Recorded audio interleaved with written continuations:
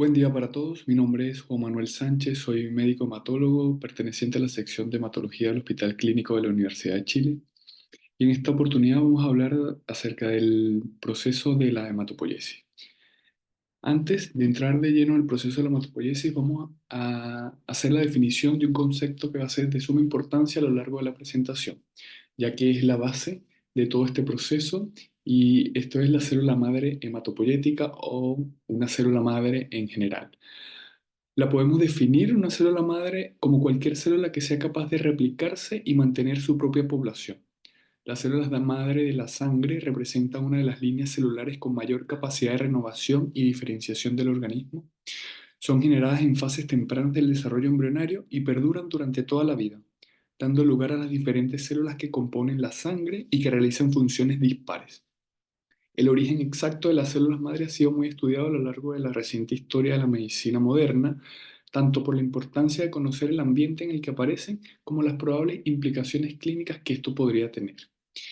En general, se cree que la célula madre hematopoyética fue identificada después del ataque de la primera bomba atómica, ya que sobrevivientes morían de falla medular y experimentos en modelos murinos que fueron irradiados lentamente y que posteriormente le fueron implantados células de un ratón donante, se observaba entonces la formación de colonias macroscópicas.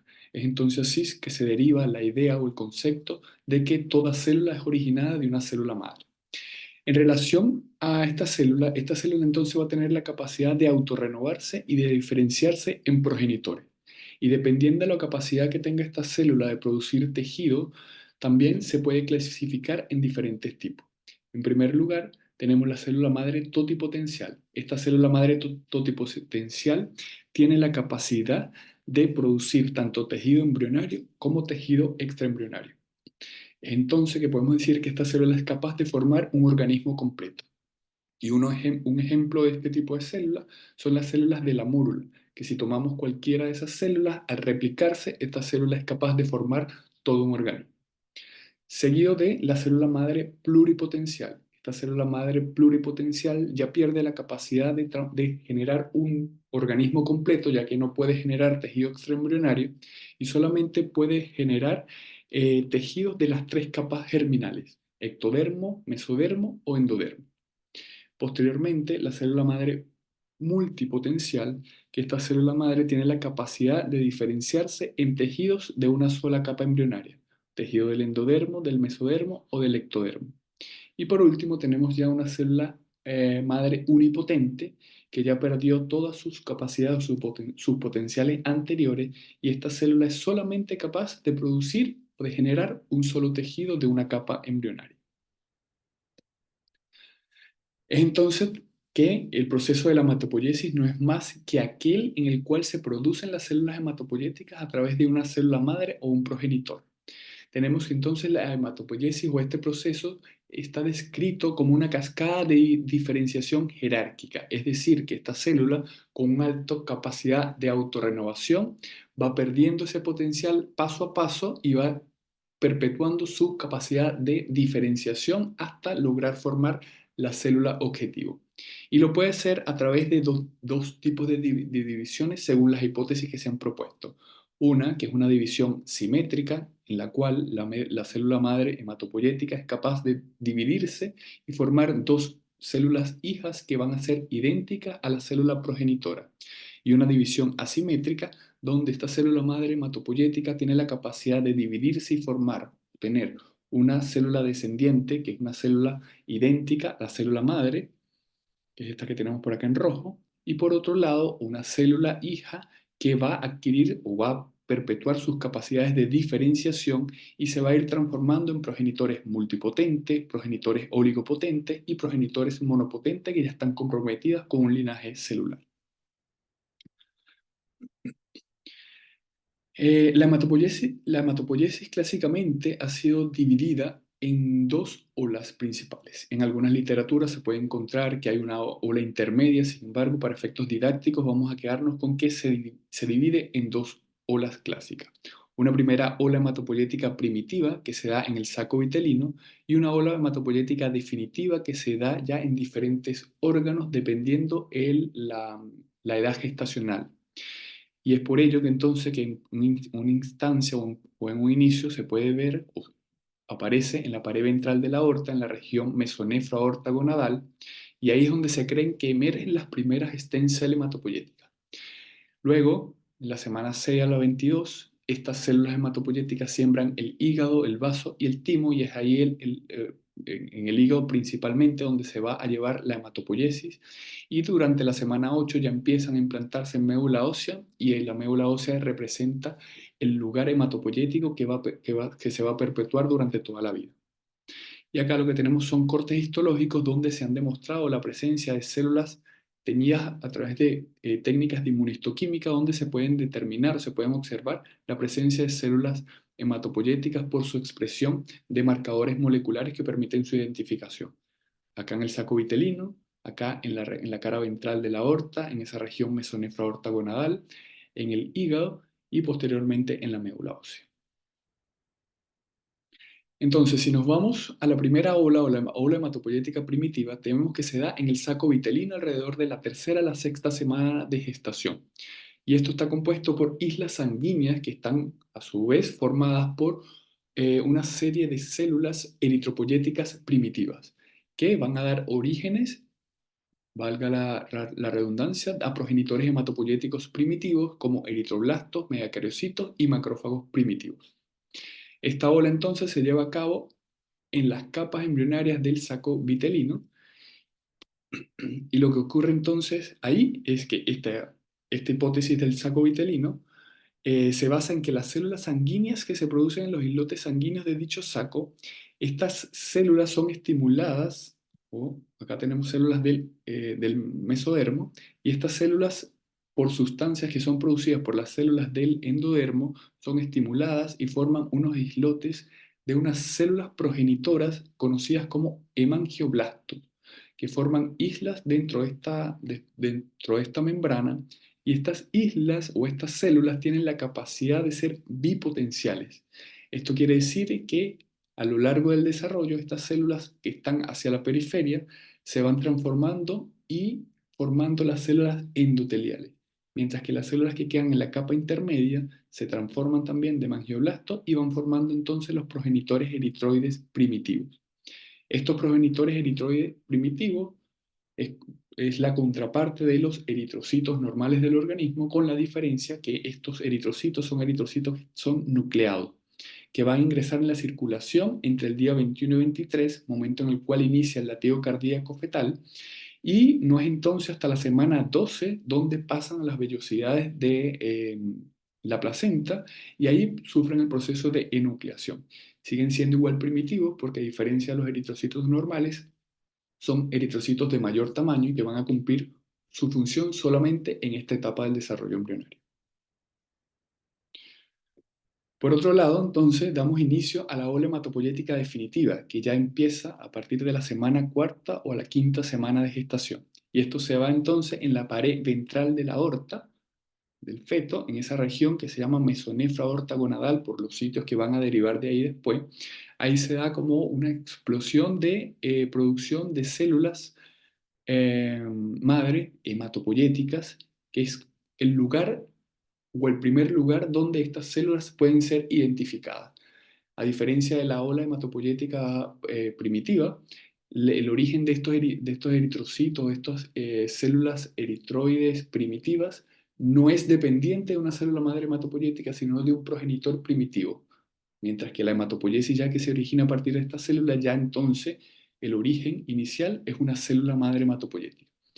Se da entonces en el endotelio de la cara ventral de la aorta, donde, como ocurría en la ola hematopoyética primitiva, a nivel del endotelio se va viendo cierta diferenciación de estas células y que pasan a ser ya células con expresión de moléculas que permiten identificarlas como las stem cell. Esto posteriormente, a la semana 6 o la semana 22, estas células migran de esta región y ya empiezan a poblar el hígado, vaso y el timo, para dar paso entonces a esos lugares como sitio de la hematopoiesis fetal. Aquí lo que se produce es una expansión de progenitores comprometidos y que tienen la capacidad de formar entonces células mieloides, eritroides y linfoides. Siguiendo con esta ola, ya entonces la hematopoiesis se traslada al hígado y este queda como el órgano principal hematopoyético entre el primer y segundo trimestre del embarazo.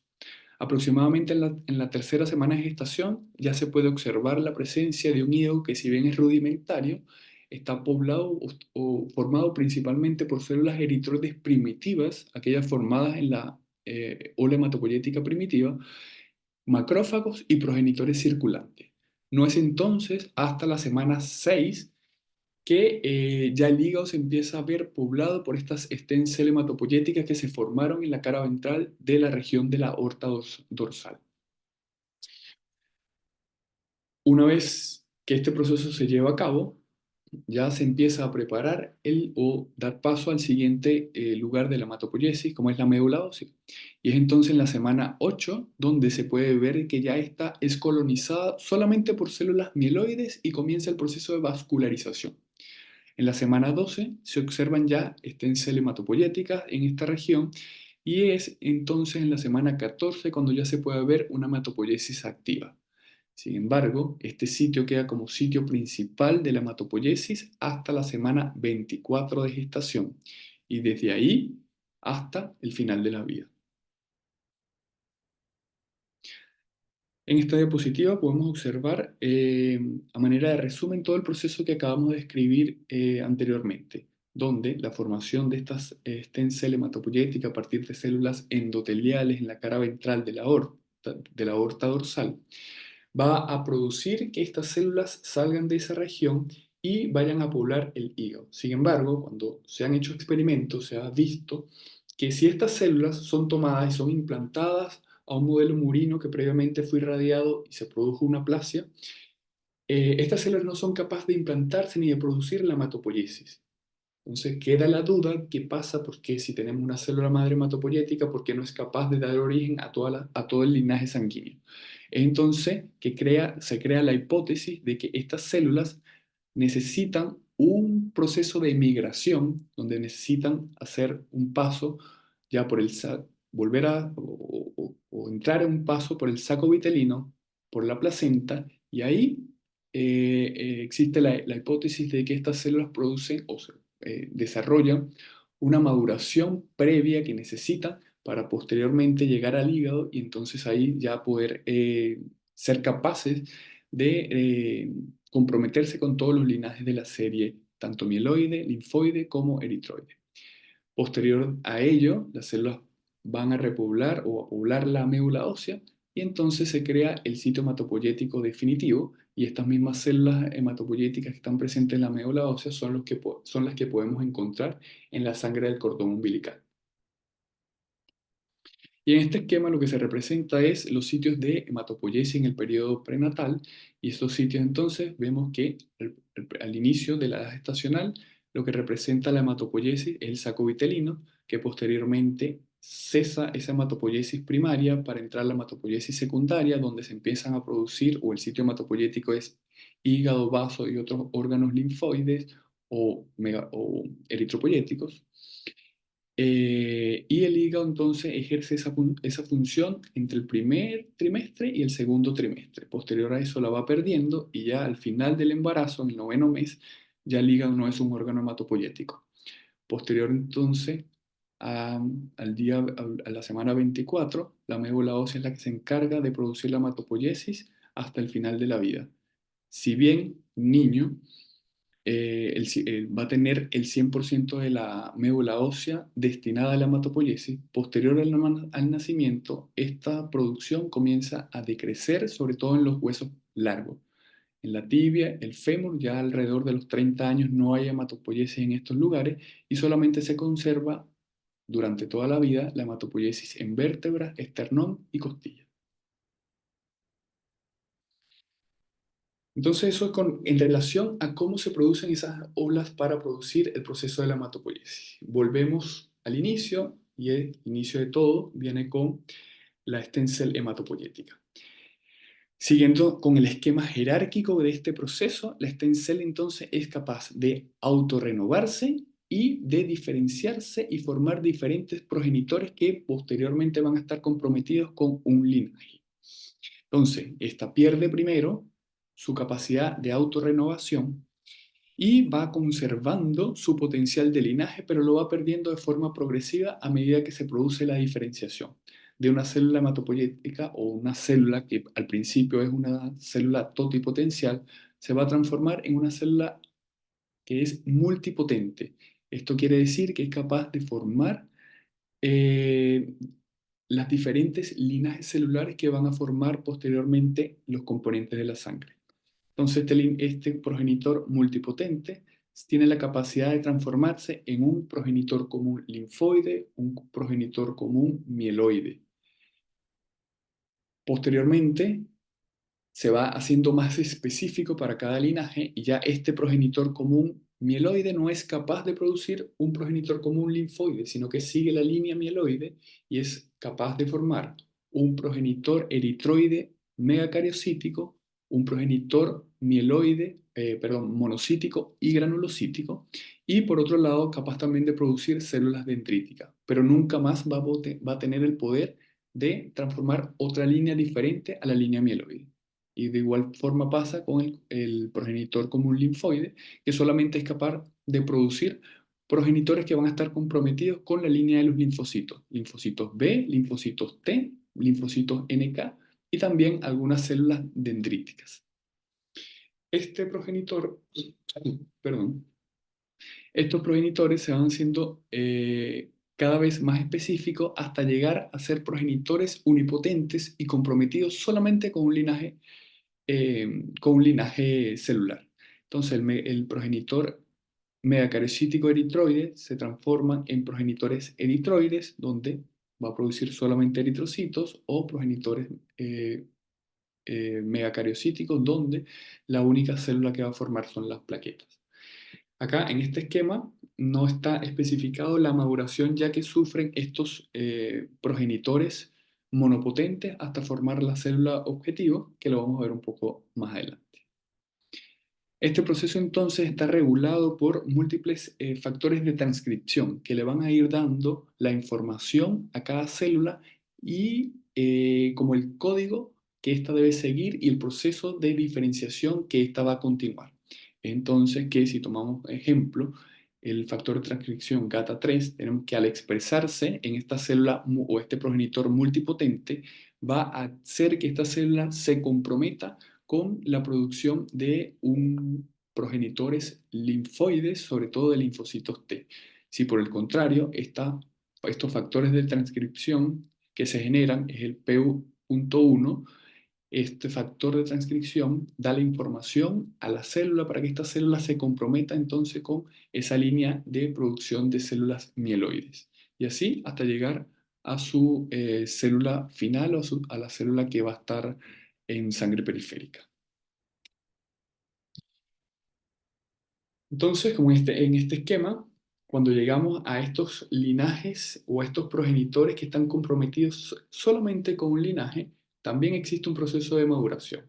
Todo el proceso que vimos anteriormente no se observa no es posible observarlo en un microscopio óptico. Ya a partir de los progenitores comprometidos con cada línea, que son monopotentes, ya es entonces cuando podemos identificarlos en un microscopio óptico. Y entonces vamos a tomar de ejemplo todas las líneas celulares. Vamos a comenzar con la serie granulocítica, que aquí comenzamos con este progenitor que está restringido solamente a la producción de granulocitos. Si nos vamos más detalladamente, entonces esta producción de granulocitos va a iniciarse con la célula más inmadura que se puede observar en el microscopio óptico y que ya es la célula que da origen solamente a la línea de los granulocitos. Y esto es el mieloblasto. El mieloblasto es una célula que está inmadura completamente, que tiene capacidad de replicarse y capacidad de diferenciación, pero de replicarse y formar solamente una célula comprometida con la línea de los granulocitos.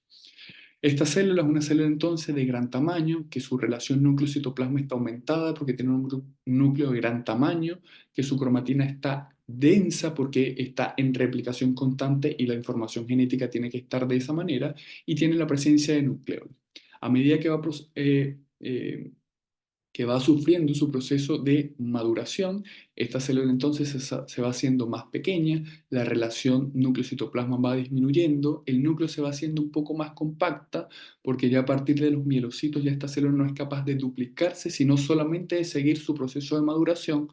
Entonces pasa a través de este proceso a denominarse metamielocitos, posteriormente bandas neutrófilos, hasta que ya se forma un neutrófilo segmentado, que es el componente más frecuente observado en en la sangre periférica. Del mismo modo, ocurre la eritropoyesis, que es este progenitor comprometido con la línea eritropoyética. El primero que podemos identificar, o el más inmaduro, a través de un microscopio óptico, es el proeritroblasto, que tiene las mismas características de un blasto, pero se diferencia en cuanto al color y a la morfología, y por eso podemos hacer la diferenciación. Y esto va sufriendo una serie de modificaciones que lo van transformando de un proeritroblasto a un eritroblasto basófilo, de un eritroblasto basófilo a un eritroblasto policromatófilo, este eritroblasto policromatófilo a un eritroblasto ortocromático, que es este que vamos viendo acá, que se ve que el núcleo, ya la cromatina está muy compacta, porque ya esta célula perdió su capacidad de duplicarse y solamente conserva su capacidad de diferenciarse.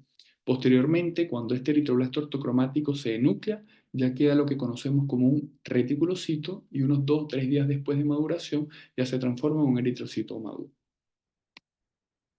De igual forma pasa con la monopoiesis, que va de un monoblasto hasta la formación de un monocito ya maduro, y la megacariopoiesis, que inicia con el megacareoblasto. Ese megacareoblasto se convierte en un promegacariocito, y ese promegacariocito en megacariocito, que es la célula final que va a dar origen ya a las plaquetas.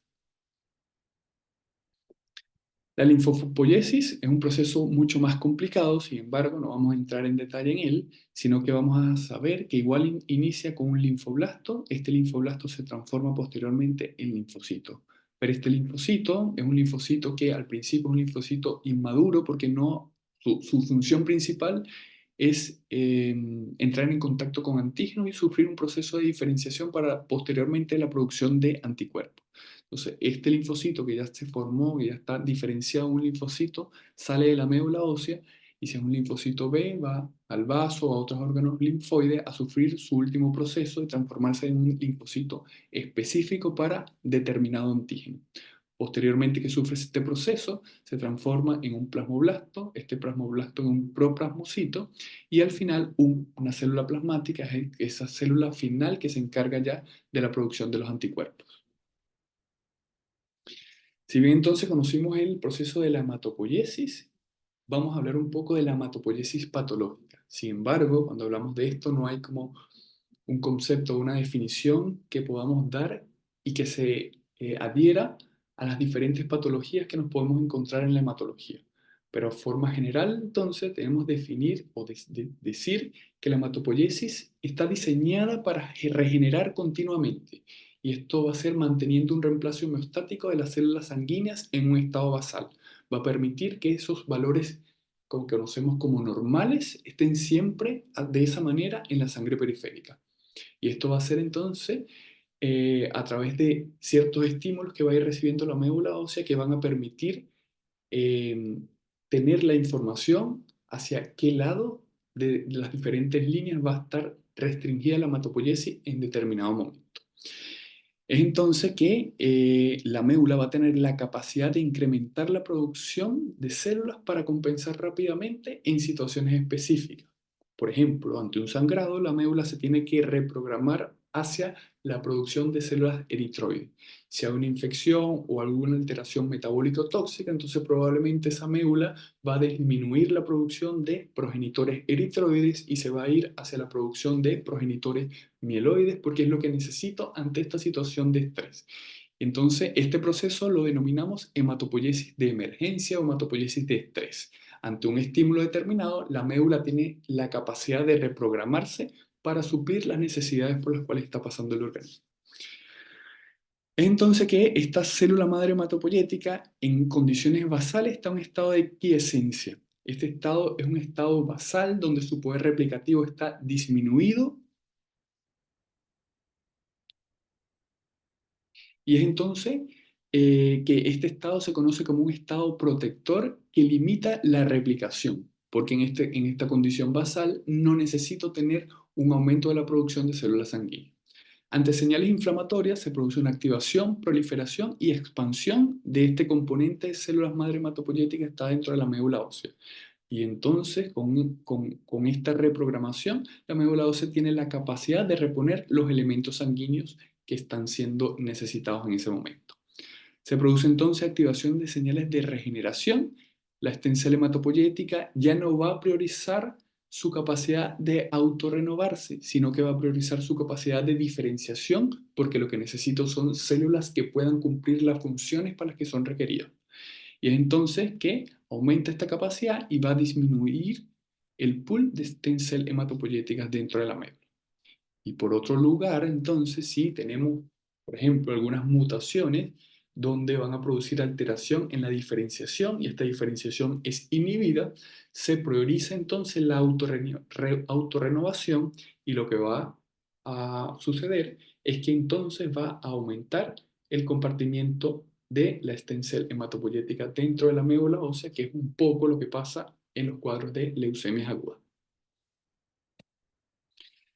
En ambos casos, entonces, el sistema hematopoyético se agota en algún momento, produce las citopenias que las observamos en la sangre periférica y lo que se conoce entonces como síndromes de falla medular, porque esta médula es incapaz de cumplir las necesidades que se están llevando a cabo en ese momento.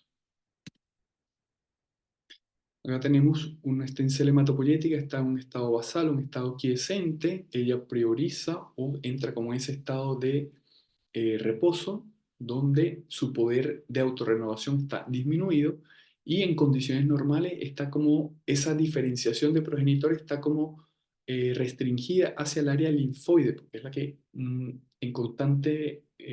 que está en constante diferenciación y de las células que en estado basal están como mayormente diferenciándose.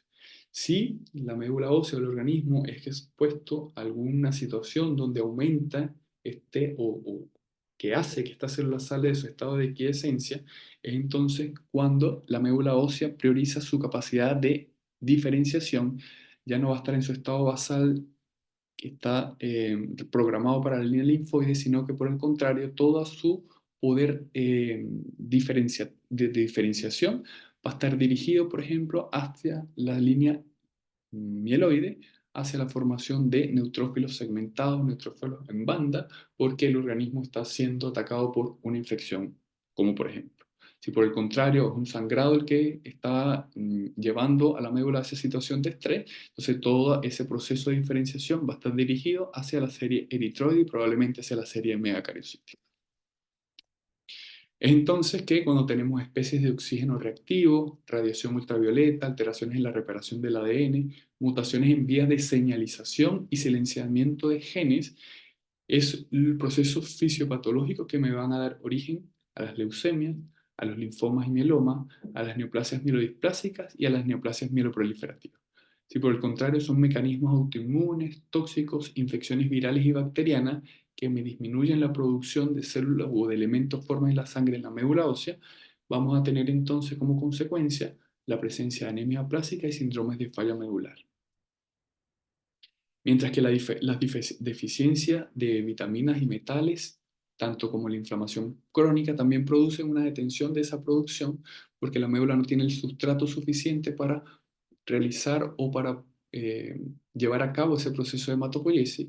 Es entonces donde vamos a ver en el caso de las deficiencias de vitaminas, las anemias carenciales, y en el caso de la inflamación crónica, las anemias de enfermedades crónicas de inflamación. Y por último, el reemplazo del tejido hematopoyético y el microambiente medular. Entonces, lo que me va a llevar a cabo o lo que me va a dar origen a los procesos de mieloptisis es que todo ese tejido hematopoyético está reemplazado por células que son ajenas a la médula ósea, que es en el caso como una infiltración de células malignas de un tumor sólido de otro órgano cuando se implanta en la médula ósea. Y entonces así como podemos definir un poco o grosso modo tener un bosquejo de cómo es la fisiopatología de las diferentes enfermedades hematológicas. Sin embargo, cada fisiopatología específica debe ser estudiado de acuerdo a su cuadro porque son diferentes dependiendo de la patología. Y con esto damos fin a este proceso que es bien complejo, sin embargo tratamos de hacerlo con la mayor simplicidad para su mejor comprensión. Muchas gracias.